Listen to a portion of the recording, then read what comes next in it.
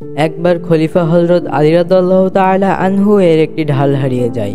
কিছুদিন পর তিনি দেখলেন একজন ইহুদি সেই ঢাল ব্যবহার করছে। হযরত আলী রাদিয়াল্লাহু তাআলা আনহু বললেন, এই ঢালটি আমার, তুমি কোথা থেকে পেয়েছো? ইহুদি বলল, না, এটা আমার। তখন হযরত আলী রাদিয়াল্লাহু তাআলা আনহু আদালতে গেলেন। বিচারক ছিলেন শুরাই রাদিয়াল্লাহু তাআলা আনহু।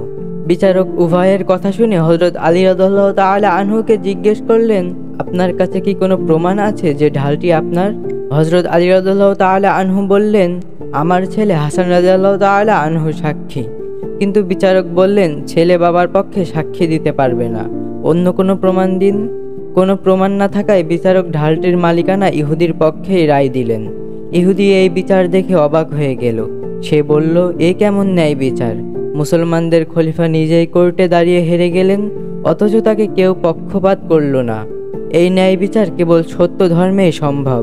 তারপর ইহুদি কেঁদে ফেলল এবং ইসলাম গ্রহণ করল। সে ঢালটি ফেরত দিয়ে দিল এবং বলল, এটা আসলেই আপনার।